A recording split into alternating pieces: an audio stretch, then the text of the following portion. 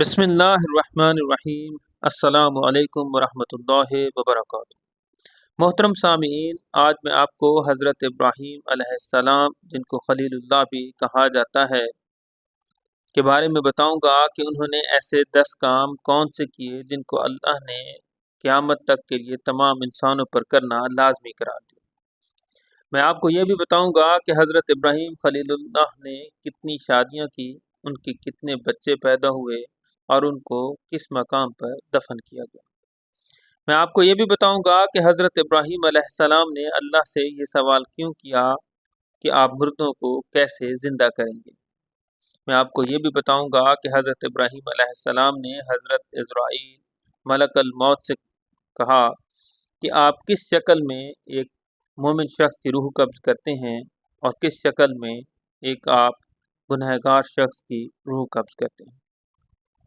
ان تمام سوالوں کے جواب جاننے کے لیے اس ویڈیو کو آخر تک ضرور دیکھیں۔ کہانی کچھ اس طرح سے ہے کہ حضرت ابراہیم علیہ السلام نے ایک مردہ کو دیکھا کہ آدھا دریا میں ہے اور آدھا باہر ہے، اور اس کو پانی کے جانور بھی کھا رہے ہیں اور باہر صحرا کے جانور بھی کھا رہے ہیں، اور وہ جانور بھی آپس میں ایک دوسرے کو کھا رہے ہیں۔ حضرت ابراہیم علیہ السلام نے خدا سے عرض کی، اے پالنے والے، تو مردہ کو کس طرح زندہ کرے گا، کیونکہ اس کے تمام اجزاء جدا جدا ہو گئے ہیں اور جانوروں کے جسم میں داخل ہو کر ان کا جزو بن گئے ہیں۔ خدا نے فرمایا کہ کیا تم ایمان نہیں لائے؟ عرض کی، ایمان تو لایا ہوں، مگر اپنی آنکھوں سے ان کے زندہ ہونے کی کیفیت دیکھنا چاہتا ہوں تاکہ دل کو اطمینان حاصل ہو۔ پس خدا نے حکم دیا کہ 4 پرندے پکڑو اور ان کو اپنے پاس رکھو اور خوب پہچان لو، پھر ان کو ذبح کر کے ان کا گوشت ریزہ ریزہ کر کے باہم ملا دو، پھر ان ریزوں کو 10 پہاڑوں پر تھوڑا تھوڑا ڈال دو اور ان کے سر اپنے پاس رکھو اور دانہ اور پانی بھی اپنے پاس رکھو، پھر ان کو آواز دو، یہ تمہارے پاس دوڑتے ہوئے آ جائیں گے۔ چنانچہ حضرت ابراہیم علیہ السلام نے ایسے ہی کیا، اور جب آواز دی تو ہر ایک کا گوشت جو ریزہ ریزہ تھا اور آپس میں مخلوط تھا الگ الگ ہوا، اور پھر ہر ایک کا جز اپنے ہی بدن میں شامل ہو کر پورا جسم بنا، اڑتے ہوئے آئے اور اپنے اپنے سروں سے مل کر پرواز کرنے لگے اور پانی اور دانہ اور پینے کا کھانے لگے۔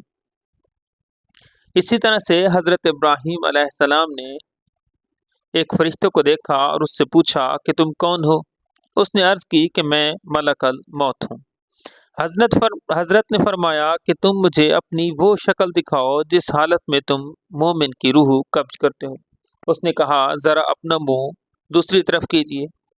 آپ نے منہ پھیر لیا۔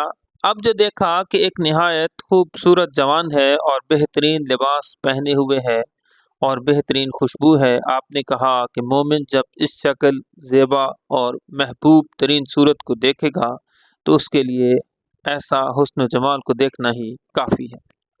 پھر آپ نے فرمایا کہ اب مجھے وہ صورت دکھاؤ جس صورت میں فاجروں کی روح قبض کرتے ہو۔ اس نے کہا، ذرا منہ دوسری طرف کریں۔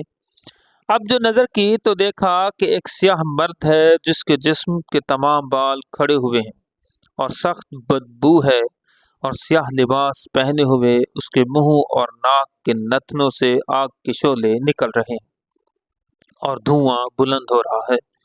یہ دیکھ کر حضرت نے کہا، اگر فاجر یہی صورت دیکھ لیں تو ان کے عذاب کے لیے اتنا ہی کافی ہے۔ اسی طرح سے حضرت ابراہیم علیہ السلام نے جو 10 کام کیے جن کو تا قیامت تمام انسانوں کے لیے لازمی قرار دیا، ان میں سب سے پہلا کام جسم کے بالوں کو صاف کرنا تھا، دوسرا کام ختنہ کرنا، اسی طرح سے ناخن کاٹنا، غسل جنابت کرنا، پانی سے استنجا کرنا، مونچھوں کا کاٹنا، داڑھی رکھنا، سر مونڈنا، مسواک کرنا اور خلال کرنا شامل ہے، جن کو اللہ نے تا قیامت تمام انسانوں کے لیے لازمی قرار دیا، جو کہ سنت مصطفیٰ صلی اللہ علیہ وآلہ وسلم بھی ہے۔ اسی طرح سے حضرت ابراہیم علیہ السلام نے 4 شادیاں کی۔ سب سے پہلی شادی حضرت بی بی سارہ سلام اللہ علیہا سے کی۔ दूसरी शादी बीबी ज़ौजा हाजरा से की, जो कि एक बादशाह की बेटी थी। एक शादी कनान में की, जिनका नाम कतूरा था, और एक शादी हजूरा से की।